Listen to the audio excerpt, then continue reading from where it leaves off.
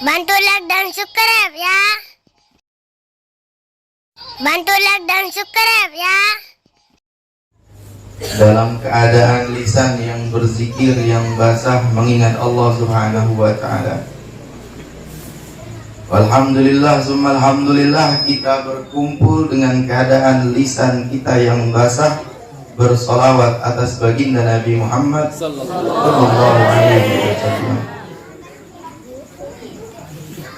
Yang mana di luar sana, ma'asyiral hadirin, masih banyak saudara-saudara kita yang lisannya masih kering mengingat Allah, berzikir kepada Allah. Dan karena di luar sana juga masih banyak saudara-saudara muslimin dan muslimat kita yang lisannya masih kering bersolawat atas baginda Nabi Muhammad sallallahu alaihi wasallam. Alhamdulillah, luar biasa. Keluar kita dari rumah, melangkahkan kaki kita ke tempat yang dimuliakan oleh Allah Subhanahu wa ta'ala, juga mendapatkan keberuntungan, mendapatkan juga kenikmatan, yaitu langkah kita di atas sayapnya para malaikat. Dari mulai satu langkah kita keluar dari rumah menuju majelis ta'lim, menuju majelis zikir, yaitu adalah suatu pengampunan dosa yang kita lakukan semasa hidup kita. Jadi ketika kita keluar dari rumah, melangkahkan kaki-kaki kita untuk ketaatan kepada Allah, sama halnya kita menggugurkan dosa-dosa kemaksiatan yang telah kita berbuat. Jadi pertanyaannya, kira-kira majelis semacam ini bagus tidak? Kira-kira bagus tidak? Bagus. Sekali lagi yang semangat, bagus tidak? Bagus. Jadi pertanyaan yang satu lagi, kira-kira semangat nggak hadir majelis taklim? Semangat. Betul. Hujan gede, hadir nggak? Hadir. Gempa hadir nggak? 10. Gempanya 10. Hadir enggak? Jalannya kebelah, hadir enggak? Hujan petir, hadir enggak? Hadir. Ingat ya, Bil. Catat omongan. Ini kita belum lanjut ke pembahasan. Ini Habib lagi cari celah gimana sih bawa ibu-ibu nih. Soalnya yang paling susah di dunia ini bawa perempuan, ya nggak? Betul nggak, Bu? Betul. Yang susah itu ngatur perempuan, betul? Betul? Ini yang jawab. Alhamdulillah, yang Al-Fakir cintai, pimpinan majelis Sayyid Mustafa bin Ja'far Baharun. Semoga Allah Subhanahu wa ta'ala memberikan sehat walafiat, istiqomahan, dan rezeki yang tidak putus-putus. Amin ya Rabbal. Dan juga para asatiz yang hadir di tempat ini, bil khusus Ustaz Angga Dedia yang baru saja pulang dari menuntut ilmu di Hadramut Yaman. Mudah-mudahan pulangnya beliau ke Indonesia, ke kampungnya, ke halamannya di Lombok, menjadikan menambahnya cahaya ilmu. Amin ya Allah ya Rabbal alamin. Alhamdulillah, summa alhamdulillah, ma'asyiral hadirin. Kita baru saja memasuki bulan, yaitu bulan Muharram, yang mana bulan Muharram ini ditetapkan sebagai tarikh Hijriyah, yang mana dulu di zaman baginda Nabi Muhammad sallallahu alaihi wasallam sampai zamannya Khulafa Rasyidin, yaitu zaman Sayyidina Abi Bakar, zaman Sayyidina Umar ibn bin Khattab, umat Islam belum mempunyai tarikh, yaitu penanggalan, yaitu tahun Islam. Jadi dulu-dulu menggunakan tahun apa, tarikh apa, yaitu sebelum adanya tahun Hijriyah yang disepakati oleh Sayyidina Umar dan para sahabatnya. Para sahabat jika ada ayat turun itu menetapkan agar kita tahu kapan itu ayat turun dan kejadian apa yang bisa ditetapkan, yaitu menggunakan suatu peristiwa yang besar dalam tahun tersebut. Jadi contohnya seperti ini, saudara. Nabi Muhammad lahir pada tahun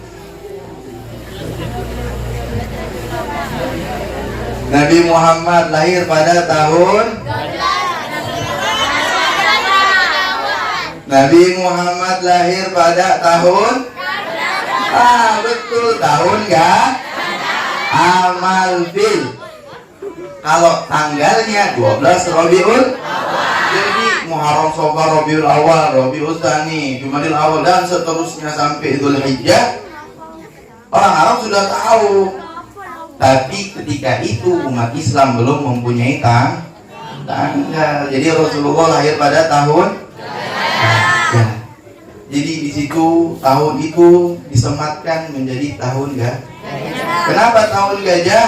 Karena ada satu peristiwa yang besar pada tahun itu, yaitu penyerangan Ka'bah oleh pasukan Gajah yang dipimpin oleh Abraham.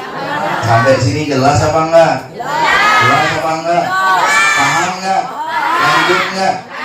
Kalau dilanjutin kita cerita Hijriyah kira-kira jam 12 baru selesai. Mau apa enggak? Lanjut apa tidak? Takbir. Jadi penetapan tarikh sebelum adanya Hijriyah, tahun Hijriyah, yaitu tarikh tersebut disematkan dengan peristiwa-peristiwa besar.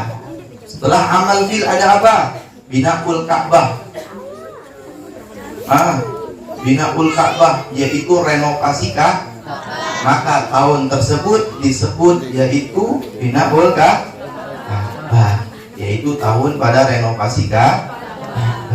Ada lagi yang kita kenal kalau kita belajar tarikhul Islam, kita belajar sejarah Islam, kita akan mengenal, yaitu akan membaca satu pelajaran, yaitu amal huzun, yaitu tahun kesedihan. Apa itu tahun kesedihan? Dek, nanti di akhir ada pertanyaan nih, Dek. Kalau bisa jawab dikasih hadiah. Dikasih hadiah. Apa? Nanti Habib Mustafa yang kasih. Bib, sediain hadiahnya, Bib. Simak ya, kita belajar. Jadi adanya amal huzun, itu tahun kesedihan.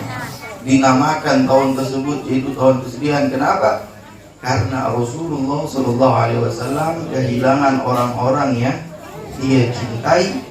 Bukan hanya yang dicintai, akan tapi orang-orang yang meninggal ini adalah orang-orang yang berjuang atas baginda Nabi Muhammad SAW. Seperti meninggalnya si pamannya Nabi Adi bin Abi Thalib.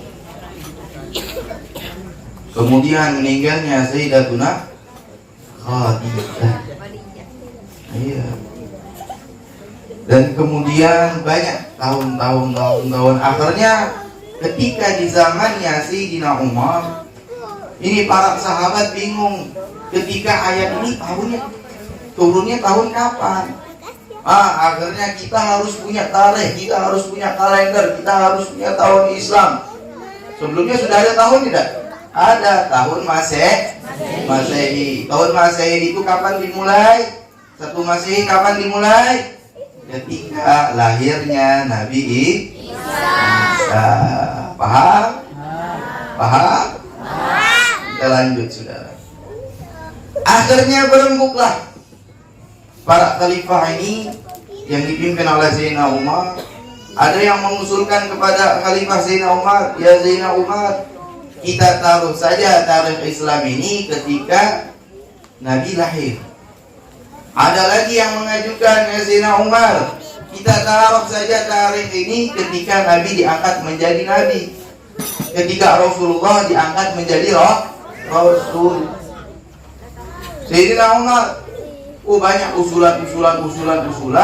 Kemudian Sayyidina Ali bin Abi Thalib mengusulkan bahwasanya kita ambil tahun Hijriah kita, tahun tarikh kita, yaitu dengan tahun namanya peristiwa Hijriyah itu ketika Nabi Muhammad SAW hijrah dari kota Mekah menuju kota Madinah. Itu disebut peristiwa hijrah besar-besaran, yaitu ketika Nabi Muhammad hijrah dari Mekah ke Madinah. Jadi siapa yang mengusulkan itu Hijriyah itu? Ayo, siapa? Sahabat siapa namanya? Sayyidina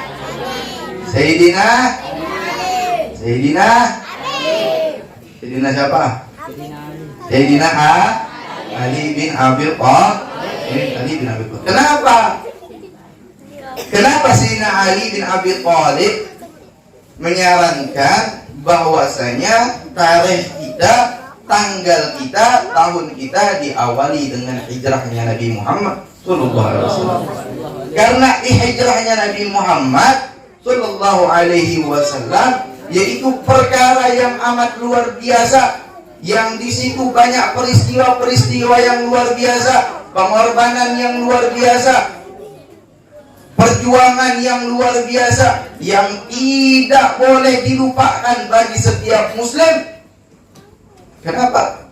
Karena di hijrahnya Nabi Muhammad sungguh banyak ibrah, banyak perjuangan yang Nabi kita Muhammad dan umat dan para sahabatnya, yaitu dalam perjuangannya sudah. Yang diawali dengan apa? Yang diawali dengan perintah Allah Subhanahu wa ta'ala untuk memerintahkan Nabi kita segera hijrah dari Makkah ke Madinah. Ini udah nyambung belum? Biar enak pemahamannya, enggak gagal paham, kita simak peristiwa hijrah baginda Nabi Muhammad sallallahu alaihi wasallam. Ketika Nabi kita Muhammad sallallahu alaihi wasallam diperintahkan oleh Allah Subhanahu wa taala untuk melakukan hijrah, ketika itu malaikat Jibril turun mengabarkan kepada baginda Nabi Muhammad bahwasannya malam ini ada sekelompok orang-orang kafir merencanakan untuk membunuhmu wahai Muhammad. Diperintahkan oleh Allah, engkau malam ini untuk hijrah dari Mekah ke Madinah, saudara. Nah, peristiwa hijrah ini banyak disalahartikan, banyak pemahaman-pemahaman yang akan merusak akidah umat Islam, saudara. Yaitu dari kaum zindik dan kaum liberal mengatakan bahwasanya Nabi Muhammad hijrah karena tidak sabar. Kaum zindik mengatakan bahwasanya Nabi Muhammad hijrah dari Mekah ke Madinah karena takut. Makanya kita harus jaga kita punya keimanan dan akidah agar tidak disesatkan oleh kaum liberal yang mereka memikir tanpa adanya iman, memikir sesuka hatinya, mencemooh baginda Nabi, meremehkan baginda Nabi dengan sesuka hatinya. Maka demikian kita selayaknya untuk menjaga akidah kita, pemahaman kita dari kaum-kaum yang sesat dan menyesatkan, saudara. Ketika malam hijrah dipanggil Sayyidina Ali, ya Ali, malam ini aku akan hijrah. Kau gantikan aku di tempat tidurku. Sayyidina Ali dia bahwasanya ada nanti sekelompok orang kafir Quraisy akan membunuhku. Kemudian Sayyidina Ali mengatakan bahwasanya, ya Rasulullah, aku akan kerjakan semua perintahmu. Ya Ali, atakhaf? Wahai Ali, apakah engkau takut? Sayyidina Ali menjawab, ya Rasulullah, biarkan satu Ali mati bersimpah darah, asalkan kau jangan mati pada malam hari ini untuk menunaikan hijrahmu, untuk menunaikan perintah Allah. Kenapa Sayyidina Ali berani mati? Kalau malam itu Rasulullah meninggal, Rasulullah dibunuh, maka Islam tidak sampai. Islam belum selesai. Ayat-ayat Al-Quran belum turun full, belum turun selesai, belum tamat, belum kafah. Agama Islam belum sempurna diajarkan baginda Nabi Muhammad sallallahu alaihi wasallam. Maka dari itu Sayyidina Ali memberanikan diri untuk berbaring di pembaringannya Nabi Muhammad sallallahu alaihi wasallam. Wahai Nabi, jika satu Ali mati pada malam hari ini, besok Allah akan lahirkan 1000 Ali di muka bumi ini untuk melanjutkan perjuangan. Subhanallah, kira-kira Sayyidina Ali berani apa enggak? Sayyidina Ali berani apa enggak? Berani. Luar biasa, saudara. Kemudian ada yang bilang Nabi hijrah karena kurang sabar, karena takut.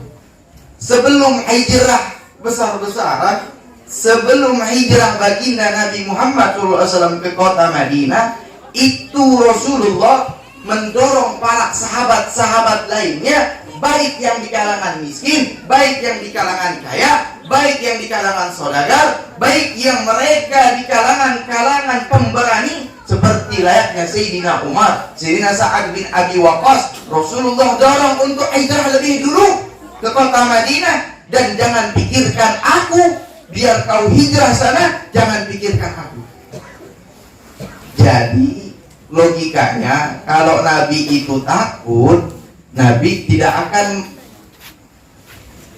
memerintahkan Sayyidina Umar yang perkasa-perkasa, yang pemberani-pemberani, Sayyidina Umar dan Sa'ad bin Abi Waqqas itu untuk hijrah lebih dulu, saudara. Lu pada pergi duluan sono, pergi duluan. Yang kaya, yang tajir, yang miskin, yang lemah, yang kuat, yang saudagar, duluan. Ini adalah menepis kalimat-kalimat yang menunjukkan bahwasanya Nabi itu penakut. Jadi sampai sini jelas apa enggak? Jelas. Jadi Nabi kita penakut atau tidak? Jelas. Nabi kita pemberani betul? Jelas. Pemberani betul? Betul. Pemberani Nabi Muhammad SAW. Kalau Nabi takut, Sayyidina Umar dan Sa'ad bin Abi Waqqas dan para sahabat-sahabat yang lainnya itu diakhirkan. Ya udah, ente sama anak aja hijrahnya, biar ente yang kawal anak nanti. Nanti kalau ada apa-apa, ente yang maju duluan. Nabi kita nggak begitu, saudara. Nabi kita gentleman, Nabi kita pemberani, Nabi kita tegas, Nabi kita tidak takut dengan ancaman-ancaman kafir Quraisy, saudara. Kemudian ada lagi yang mengatakan bahwasanya Nabi Muhammad hijrah itu karena tidak sabar. Tidak sabar bagaimana, saudara? Nabi itu nggak sabar.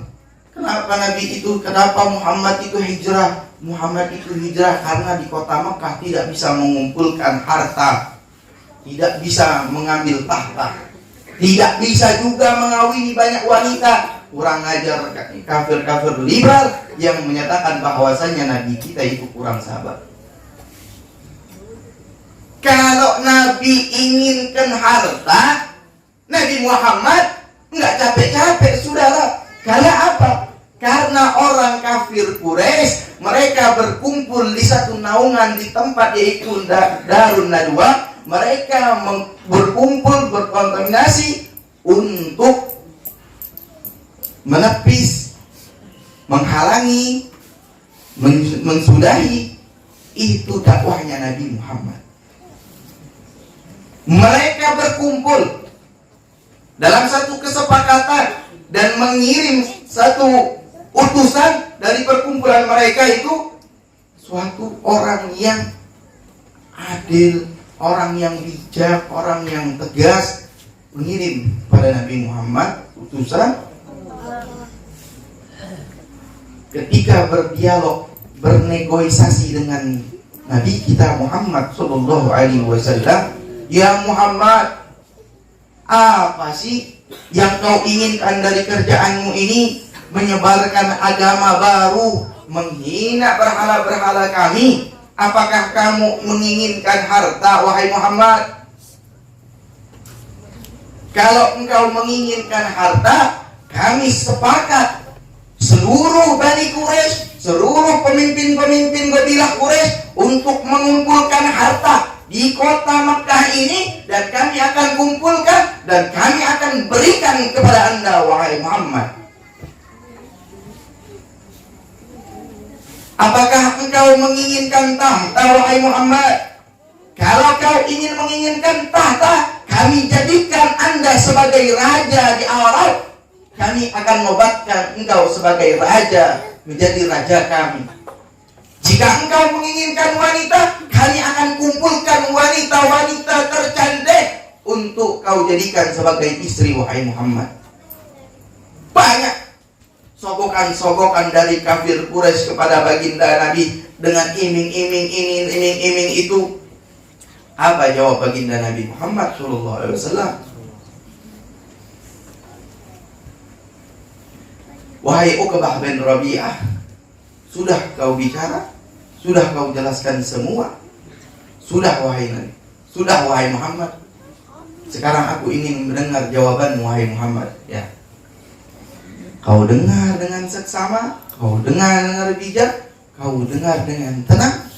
Nabi Muhammad sallallahu alaihi wasallam membacakan 11 ayat dari ayat Al-Fusilat. Seketika itu Uqbah bin Rabi'ah keluar dari pintu rumah Nabi Muhammad, tidak meninggalkan satu kata-kata pun, langsung keluar dengan badan gemetaran, saudara. Seketika ia melihat umat, seketika ia ada di depan Ka'bah, menyeru kepada kafir Quraisy, wahai orang-orang Quraisy, ya ma'syiral Quraisy, kita sudahi saja, jangan ganggu Muhammad. Biarkan Muhammad dengan urusannya, biarkan Muhammad dengan penyembahannya, biarkan Muhammad dengan agamanya, biarkan Muhammad dengan dakwahnya. Jangan sesekali kita mengganggu Muhammad. Karena ketika aku menjumpai Muhammad, aku mendengarkan la sihrun wala syi'run, bukan sihir dan bukan syair yang aku dengarkan, melainkan naba'ul azim, suatu pertanda yang amat luar biasa yang akan terjadi di tengah-tengah kita, sudah. Ini orang bijak yang dengerin. Dia nggak berani, udah, gue mah kagak ikut-ikutan lagi, sudah. Udah biarinlah Muhammad. Dan dilanjutkan lagi, biarkan Muhammad itu dibunuh, dipersekusi, bukan dengan tangan kita, dengan tangan orang-orang Arab yang lain. Tapi ingat, jika Muhammad itu berhasil menaklukkan bangsa Arab, milkukum. Kerajaan Muhammad akan menjadi kerajaanmu, wahai orang Quraisy. Wa izzukum, dan kemewahan dan kebahagiaan dan kemuliaan yang Muhammad dapatkan dari Naba'ul Azim, yaitu menjadi kemuliaanmu, wahai orang-orang Quraisy. Biarkan Muhammad dengan urusannya, kita jangan ikut campur. Biar Muhammad dibunuh oleh orang lain tanpa menggunakan tangan-tangan kita. Kenapa? Akan terjadi sesuatu yang amat luar biasa. Ini sedikit tidak, Amr bin Rabi'ah ini, Uqbah bin Rabi'ah ini sudah mengetahui Nabi Muhammad. Akan tetapi, kenapa dia terhalang oleh hidayah? Kenapa? sudah menemui Nabi Muhammad dengan mukjizat, sudah mendengar kalimat Al-Quran yang dilantunkan langsung dari lidahnya baginda Nabi Muhammad. Kenapa Umar bin Rabi'ah atau Uqbah bin Rabi'ah ini tidak beriman? Kenapa? Dia digambarkan di dalam Al-Quran bahwasanya ya dia yang mengatakan nanti di yaumul kiamah, ya wailata laitani lam attakhid fulanan khalila faqad adallani ba'da dzikri izja'ani. Nanti si Amr bin Rabi'ah, Uqbah bin Rabi'ah ini mengatakan nanti di akhirat, ya Allah, ya wailata, nyesel aku, nyesel 1000 penyesalan. Ya wailata laitani, andai saja aku tidak menjadikan si fulan itu sebagai teman yang telah menyesatkanku setelah aku mendapatkan hidayah, pencerahan dari Allah Subhanahu wa ta'ala. Gara-gara si fulan aku tidak beriman kepada Allah Subhanahu wa ta'ala. Jadi sangat berpengaruh, saudara. Pertemanan sangat pengaruh bagi kehidupan kita di dunia dan di akhirat. Baik juga guru juga berpengaruh, baik di dunia dan di akhirat. Baik pemahaman kita akan dunia dan akan akhirat, itu semua bermula dari tempat kita duduk. Di majelis ini luar biasa, saudara. Kita mengenal kasih sayangnya Allah terhadap umatnya, mengenal Nabi Muhammad, mengenal akhlak Nabi Muhammad, sehingga kita berakhlak seperti akhlak baginda Nabi Muhammad yang akan membawa kita dari keburukan menuju kebaikan, dari siksaan api neraka menuju kenikmatan yang Allah telah siapkan bagi umatnya yang taat di dunia juga baik di akhirat. Jadi kira-kira teman itu penting tidak? Teman baik itu penting atau tidak? Majelis-majelis ini penting atau tidak? Majelis seperti ini bagus atau tidak? Alhamdulillah. Tidak sampai situ, saudara. Nabi Muhammad diiming-imingin harta nggak mau, tahta nggak mau, wanita nggak mau. Akhirnya mereka berunding-runding lagi. Akhirnya mereka mengurung utusan lagi, mengirim utusan lagi kepada Muhammad dan meminta suatu negosiasi, yaitu campur aduk akidah, saudara. Ketika menemui baginda Nabi, wahai Muhammad, sudahlah, kita nggak perlu berantem, nggak perlu musuh-musuhan. Ya udah, kita damai saja Muhammad. Oh, Nabi Muhammad ketika mendapatkan tawaran ini sangat luar biasa, welcome, diterima. Dan Islam itu cinta damai. Nabi Muhammad sangat cinta damai, sangat cinta damai.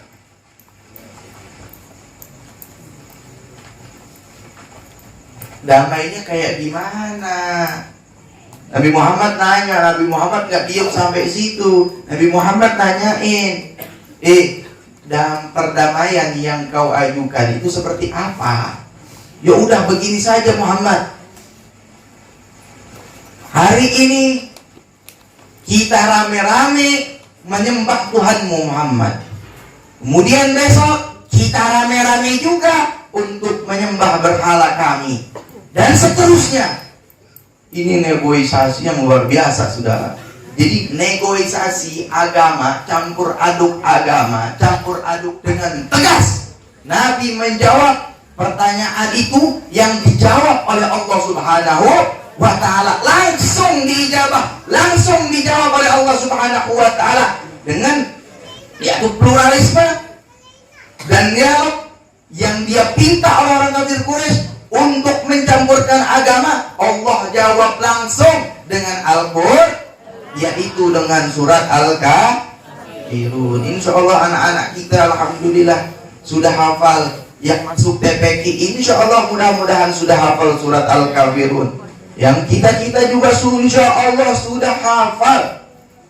Dijawab tegas oleh Allah Subhanahu wa ta'ala ajakan untuk mencampurkan agama, yaitu Qul ya ayyuhal kafirun la a'budu ma ta'budun wala antum abiduna ma a'bud wala ana abidum ma abadtum wala antum abiduna ma a'bud lakum dinukum waliyadin. Wahai Muhammad, katakan kepada orang kafir Quraisy, la a'budu ma ta'budun, kami sekali-kali tidak akan pernah menyembah apa yang engkau sembah, dan sekali-kali kalian tidak akan pernah menyembah dengan apa yang kami sembah. Dan sekali lagi, camkan baik-baik, kami tidak akan pernah menyembah dengan apa sesembahanmu. Lakum dinukum waliyadin, agamaku agamaku, agamamu agamamu. Jadi ini jawaban tegas atau tidak? Tegas atau tidak? Ini jawaban abu-abu atau enggak? Abu-abu atau tegas? Abu-abu atau jelas? Abu-abu atau jelas? Takbir. Begitu saudara, Allah mengajarkan Nabi Muhammad dengan orang-orang yang mencampurkan aduk agama. Nabi Allah menjawab dengan tegas. Luar biasa. Sampai sebegitunya saudara. Untuk apa? Untuk mencegah dakwahnya Islam, untuk mencegah dakwahnya Nabi Muhammad, untuk mencegah agama Islam semakin berkembang, semakin besar. Mereka orang kafir Quraisy kebingungan sudah. Seluruh akal sudah dituangkan, seluruh pikiran sudah diterapkan, akan tetapi tidak ada satupun yang mereka berhasil. Mereka berkumpul lagi di Darun Nadwah. Mereka berdialog lagi bagaimana mengatasi Nabi Muhammad agar Muhammad tidak lagi berdakwah. Dakwahnya Nabi Muhammad dicegah, diintimidasi sudah, diboikot sudah. Mereka bingung gimana caranya. Luar biasa Habib Mustafa. Mudah-mudahan nambah semuanya. Dijabarin sendiri aja tapi semuanya nambah pokoknya, amin. Kemudian mereka bingung sudah, duduk lagi, rapat lagi dengan pembesar-pembesar Quraisy. Ini pembesar-pembesar Quraisy semua datang. Terus di pertengah-tengahan diskusi ada yang mengusulkan, ya sudah, kalau harta nggak bisa, tahta nggak bisa, wanita nggak bisa, campur aduk agama juga nggak bisa. Ya udah, kita usir saja Muhammad dari kota Mekah. Biarkan dia keluar dari kota Mekah agar orang-orang Mekah terhindar dari agamanya. Ini ada kakek-kakek datang, tiba-tiba ada di pertengahan orang-orang kafir Quraisy yang sedang merencanakan sesuatu di Darun Nadwah. Ini kakek-kakek ketika mendengar usulan Nabi Muhammad untuk diusir dari kota Mekah, dia langsung berdiri. Jangan diusir. Jangan. Kalau Muhammad itu keluar dari kota Mekah, dia pindah ke Madinah, yang mana di Madinah banyak pengikutnya dan bisa memperkuat persatuan, bisa memperluas dakwahnya. Ketika Muhammad sudah mendapatkan semuanya, Muhammad akan menggempur kota Mekah, akan menguasai kota Mekah, akan menindas kota Mekah, akan merampok kota Mekah. Ternyata si kakek-kakek ini dalam satu kitab diriwayatkan bahwasanya kakek-kakek ini adalah seorang iblis yang sedang menyamar berwujud manusia untuk merencanakan pembunuhan Nabi kita Muhammad sallallahu alaihi wasallam. Oh, betul juga. Kalau diusir Nabi Muhammad nanti banyak pengikutnya. Kalau sudah banyak pengikutnya nanti kita dikepung, nanti kita dirampas, nanti kita kalah. Nabi Muhammad itu karismatik. Setiap orang yang memandangnya akan menyukainya. Nabi Muhammad itu terkenal jujur. Jangan. Betul juga ya. Betul juga. Akhirnya ada yang mengusulkan lagi. Ya sudah, kalau seperti itu, kalau diusir nggak boleh, ya sudah kita penjarain aja Muhammad. Ini kakek-kakek jawab lagi. Jangan. Ini si kakek-kakek ini tidak setuju dengan usulan memenjarakan Muhammad. Jangan dipenjarain. Apakah kau tidak melihat di seputaran Mekah ini banyak yang cinta dan sayang dan mengikuti agamanya, dan banyak gobilah-gobilah lain yang masih hatinya di dalam perjuangannya Muhammad. Kalau mereka melihat Nabi Muhammad di penjara, tidak diberi makanan, kelaparan, kering, mereka akan berontak dan kita akan musnah. Sudah, ini kata si iblis ini. Lalu gimana sih? Ini enggak usah, ini enggak usah. Ya udah, ada nih satu pemuda bilang, ya udah kalau di penjara diusir nggak boleh, penjara nggak boleh, ya udah kita bunuh saja Muhammad. Ini kakek-kakek dengan semangatnya langsung berdiri. Nah, itu betul, bunuh saja Muhammad. Ini jadi yang punya otak dalam pembunuhan Nabi siapa? Yang punya dalang pembunuhan Nabi siapa? Iblis, saudara. Ketika diusulkan untuk membunuh Nabi Muhammad, ini iblis semangat. Ya, itu baru betul, bunuh saja Muhammad. Kenapa? Karena ketika Nabi Muhammad dibunuh, Islam selesai. Islam nggak bakal sampai nih ke kampung ini, nggak bakal sampai, saudara. Makanya Sayyidina Ali rela untuk mati, rela untuk dibunuh, asalkan Nabi Muhammad hidup sampai agama selesai. Makanya ketika Hajjil Wada turun satu ayat, yaitu tentang bahwa menceritakan, menggambarkan tentang itu selesainya agama.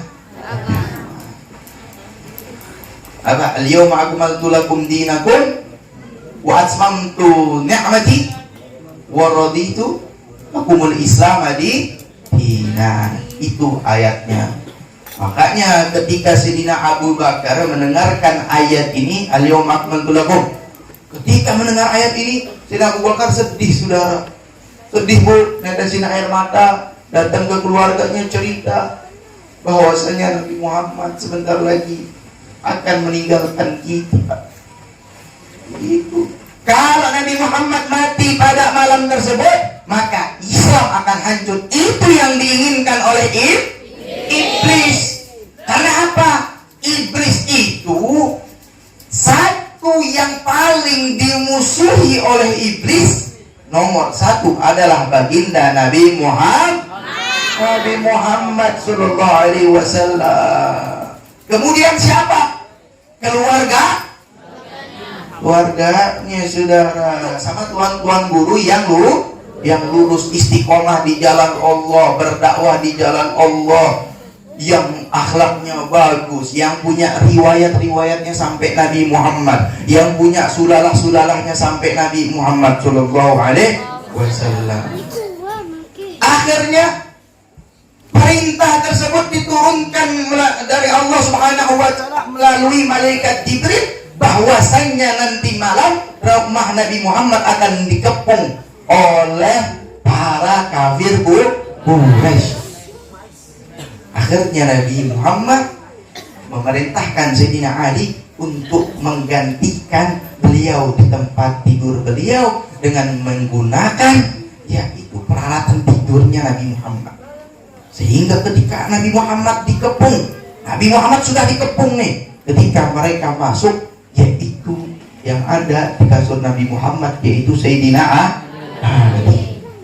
Nabi Muhammad keluar nih, Nabi Muhammad keluar dari kepungan tersebut, kemudian diperintahkan oleh Allah Subhanahu wa Ta'ala untuk menaburkan, untuk melempar kepada mereka, yaitu pasir, saudara, sehingga mereka terlelap, tertidur. Ketika itu Nabi Muhammad keluar. Apa ayat yang dibacakan? Ketika Nabi Muhammad kita melempar orang-orang kafir Quraisy sehingga mereka lelap tertidur, yaitu dengan ayat waja'alna min baini aydihim sadda wa min khalfihim sadda fa'aghshaynahum fahum la yubsirun. Nah, ini ayat buat begitu, bukan ayat ini buat nutupin polisi kalau kita lagi nilang, ya kagak bakal. Ada polisi, baca ayat ini aja. Berjalan bikin tahu. Mana helmnya? Nggak pakai helm ini. Waduh, nggak manjur doa tadi. Oh, main-main. Akhirnya Nabi Muhammad SAW selamat, saudara, hijrah, berangkat dengan Sayyidina Abi Bakar Siddiq, berangkat 3 hari 3 malam ada bersembunyi di gua apa?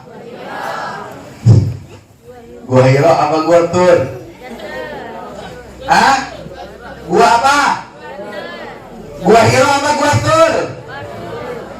Gua Hira itu tempat Nabi mendapatkan wahyu. Itu pun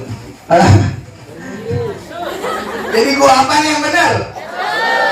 Gua yang jawab tadi pertama kali ambil hadiahnya Habib sama Habib Mustafa. Setuju gak? Ya ambil aja deh yang gak mau Habib.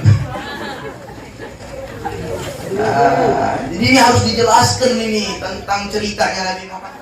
Nabi 3 hari 3 malam bersembunyi di gua apa? Alhamdulillah. Tidak begitu, harus tahu sejarah Nabi, harus tahu biar apa? Kita punya akidah mantap, kita punya pemikiran yang sejalur sama Nabi, tidak bisa diacak-acak oleh kaum liberalis dan sindik, dan tidak bisa diacak-acak oleh mereka yang ingin merusak moral kita. Alhamdulillah. Wah, lagi. Lanjut nggak? Belum selesai, saudara. Jadi alhamdulillah Nabi Muhammad SAW itu selamat sampai ke Madinah. Sebenarnya masih banyak lagi cerita-cerita di jalan. Banyak saudara cerita-cerita di jalan ketika Nabi Muhammad hijrah.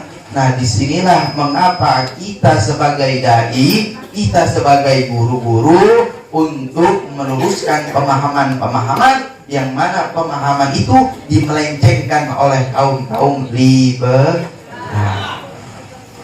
Gitu saudara. Dan kita ini sedang ada di bulan Muharram.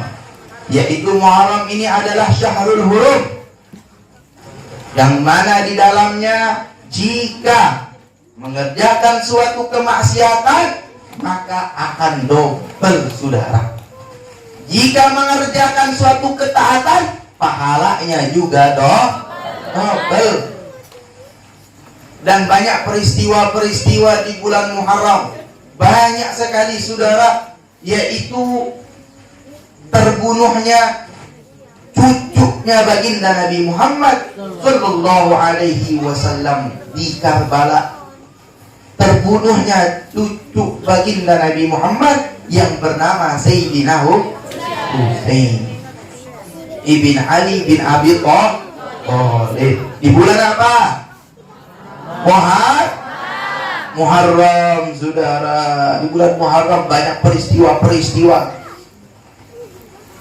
Nabi Muhammad SAW sangat cinta terhadap cucu-cucunya, baik Sayyidina Hasan dan baik Sayyidina Husain. Ketika masih kecil-kecilnya Sayyidina Hasan dan Sayyidina Husain, itu ketika Nabi Muhammad mencium Sayyidina Hasan, ia mencium di bagian bibirnya. Ketika Rasulullah mencium cucunya yang bernama Husain, Nabi Muhammad selalu mencium Sayyidina Husain, yaitu di lehernya, saudara. Kemudian anak berdua ini mengadu kepada ibunya Sayyidatuna Fatimah Al-Batul, "Wahai ibu, wahai ummi, kenapa sih kakek itu selalu mencium Sayyidina Hasan ke bibirnya, kemudian aku Sayyidina Husain di lehernya?" Ini seorang ibu penasaran, pasti ada pertanda. Ini seorang ibu yang cerdas, ketika mendapati pertanyaan dari anaknya, ini adalah suatu pertanda. Kemudian Sayyidah Fatimah datang kepada ayahnya, "Wahai abi, wahai ayah, tidak lama aku didatangi oleh Sayyidina Hasan dan Husain menanyakan suatu perihal. Kenapa engkau ketika mencium Hasan, kau cium bagian bibirnya? Dan kenapa ketika engkau mencium Husain, kau cium lehernya?" Satu saat, "Wahai Fatimah, Malaikat Jibril datang membawa 5 kafan. Kemudian aku bertanya, wahai Jibril, untuk siapakah kain kafan ini? Wahai Muhammad, kain kafan ini hadiah dari Allah Subhanahu wa ta'ala. Yang pertama, untuk engkau wahai Nabi. Dan yang kedua, untuk istrimu Khadijah wahai Nabi. Dan yang ketiga, untuk putrimu Sayyidatuna Fatimah. Dan yang keempat, untuk Sayyidina Ali bin Abi Thalib, suaminya Sayyidah Fatimah. Dan yang kelima, untuk Sayyidina Hasan. Lalu aku bertanya, Malaikat Jibril pun menangis, terdiam. Lalu mana untuk Husain wahai Jibril? Kenapa Husain tidak diberikan kafan juga? Ya Rasulullah, ya Muhammad, bahwasanya Sayyidina Husain tidak memerlukan kain kafan. Sayyidina Husain mati syahid. Ia akan dimakamkan, dikuburkan dengan pakaian-pakaiannya. Karena orang mati syahid yang berperang di jalan Allah tidak boleh dimandikan dan dikafani. Di situ Nabi Muhammad terdesak menangis. Lalu itu diceritakan kepada anaknya Sayyidah Fatimah, ibu dari kedua Hasan dan Husain. Diceritakan bahwasanya Hasan akan meninggal melalui mulutnya, yaitu dengan cara diracun, dan kemudian Husain akan meninggal dengan lehernya, yaitu terputus kepala dari leher. Sudah terputus kepala dari badannya. Kemudian Rasulullah SAW mengabarkan perihal tersebut kepada ibunda baginda Nabi Muhammad SAW. Kemudian, di situ ada penyelewengan juga, saudara. Ada penyelewengan dan terjadi di ketika kejadian Karbala. Ya, Sayyidina Husain membawa istri, anak, kerabat, cucu-cucunya dibawa oleh Sayyidina Husain.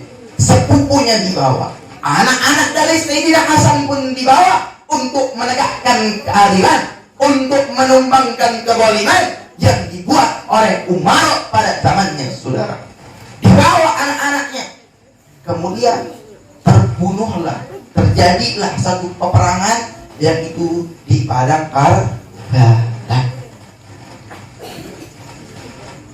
Ali Asghar wafat syahid. Ali Akbar wafat syahid. Ali Ausad wafat syahid. Dan ada Ali Zainal Abidin yang ketika itu sedang berlanjut peperangan. Ali Zainal Abidin yang masih kecil dan masih baya, masih remaja, mengidap sakit panas, saudara. Sehingga Ali Zainal Abidin tidak boleh ikut perang. Ia nunggu di tenda. Tetapi Sayyidina Ali Zainal Abidin dengan tongkatnya, dengan pedangnya, ia ingin keluar mengikuti ayahnya untuk perang. Dicegah dengan bibinya, itu Sayyidatuna Zainab, kakak daripada Sayyidina Husain, yaitu Sayyidatuna Zainab. Dicegah, wahai Ali, kau gak boleh ikut perang, kau sedang sakit. Adikmu terbunuh, kakakmu terbunuh. Kalau kau pun juga terbunuh, maka terputuslah zuriyah dan keturunan dari Sayyidina Husain. Padahal ini Imam Ali Zainal Abidin, biarkan satu memegang tongkat, satu memegang pedang untuk membela kebenaran, saudara. Sekarang mah diajak bela kebenaran pada ogah-ogahan. Yaudah dah, gua mah di rumah aja, udah biarin sudah. Yang zolimkan dia, yang kena dia. Ada nggak yang begitu? Banyak nggak yang begitu? Ini kira-kira cerita jelas ya? Kira-kira paham nggak? Masih semangat? Masih semangat. Alhamdulillah.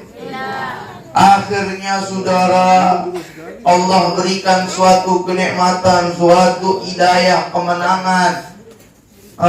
Walaupun tumpas semua. Hanya Allah sisakan satu dari keturunannya Sayyidina Husain, yaitu melalui jalur Sayyidina Ali Zainal Abidin As-Sajjad. Kemudian Sayyidina Ali terlepas dari peperangan tersebut, ia pulang dan digiring ke kota Madinah, sehingga Sayyidina Ali sampai saat ini keturunannya sampai di Pulau Lombok. Nah, ini keturunannya Ali Sajjad ini. Habib Mustafa keturunannya Sayyidina Ali Zainal Abidin, Habib Novel, Habib Rizik, semua habaib yang berjalur dari Sayyidina Husain itu dari keturunan Ali Zainal Abidin yang terselamatkan saat pasca perang Karbala. Jadi saya tanya, kira-kira cucunya Nabi masih ada apa enggak? Masih ada apa enggak? Dan sekarang ada di hadapan antum-antum sekalian. Alhamdulillah. Walaupun di luar sana banyak yang menafikan kemuliaan mereka, di luar sana masih banyak yang menafikan keberadaan mereka, di luar sana masih banyak yang meremehkan perjuangan-perjuangan mereka. Bahkan Habib Rizik, imam kita, diremehkan perjuangannya oleh orang-orang yang tidak diberikan rasa cinta terhadap kami, terhadap zuriyah baginda Nabi Muhammad sallallahu alaihi wasallam. Dan di bulan Hijriah dan di bulan Muharram, Allah selamatkan banyak para anbiya. Salah satunya Sayyidina Adam, Nabi Allah Adam, diampunkan dosanya yaitu pada bulan Muharram. Begitu juga dengan Nabi Nuh yang terumbang-ambing di lautan tidak berketepian. Ketika bulan Muharram, Allah sampaikan, Allah selamatkan Nabi Allah Nuh dari banjir melanda dunia, dan ketika terumbang-ambing selama 6 bulan. Kemudian di bulan Muharram Allah berikan keselamatan dan menjumpai satu daratan. Dan di bulan Muharram Allah sembuhkan penyakitnya Nabi Ayub. Dan di bulan Muharram Allah selamatkan Nabi Allah Ibrahim dari pembakaran, dari pembunuhan yang dibuat oleh raja untuk membunuh Nabi Allah Ibrahim. Pada bulan Muharram Allah padamkan api tersebut. Dan banyak istimewaan bulan Muharram. Mudah-mudahan kita di bulan Muharram diberikan oleh Allah Subhanahu wa taala kemenangan dengan sebetul-betulnya hijrah. Allah berikan kita suatu hijrah yang dimaksud dengan Nabi ketika setelah Fathul Mekah, la hijrah ba'dal fathi, tidak ada hijrah setelah Fathul Mekah. Yang ada fal muhajir man hajra, al muhajir man hajra ma nahallahu anhu. Seorang yang berhijrah itu adalah orang yang meninggalkan suatu perkara yang dilarang oleh Allah Subhanahu wa taala, yaitu hijrah kita sekarang, hijrah dari keburukan menuju kebaikan, hijrah dari kegelapan menuju kebenaran, hijrah dari kebodohan menuju kemenangan, menuju kepintaran, kecerdasan yang diridhoi oleh Allah Subhanahu wa ta'ala. Yang dulu kita malas, yang dulu kita suka ura-ura, yang dulu kita suka maksiat, di bulan hijrah ini kita camkan diri kita baik-baik untuk berhijrah kepada Allah Subhanahu wa ta'ala. Kira-kira siap hijrah? Siap hijrah? Siap hijrah? Siap rajin ngaji? Siap hadir majelis salim? Angkat tangan semua, takbir. Alhamdulillah. Terus guru salat ala nabi. Allahumma salli wa sallim wa barik alaihi wa ala alihi. Mudah-mudahan perkumpulan kita ini diridhai Allah Subhanahu wa taala. Mudah-mudahan tidaknya kita keluar dari tempat ini melainkan Allah Subhanahu wa taala menggugurkan segala dosa-dosa kita, menggugurkan hajat-hajat kita, hajat dan cita-cita kedua orang tua kita digugurkan oleh Allah Subhanahu wa taala. Amin ya Allah ya Rabbal alamin. Minni usikum bin nafsi bitaqwallah wa qad fadal muttaqun. Wabillahi taufiq wal hidayah wal inayah wal afu minkum ala taksir fa innani minal muqsirin. Assalamualaikum warahmatullahi wabarakatuh.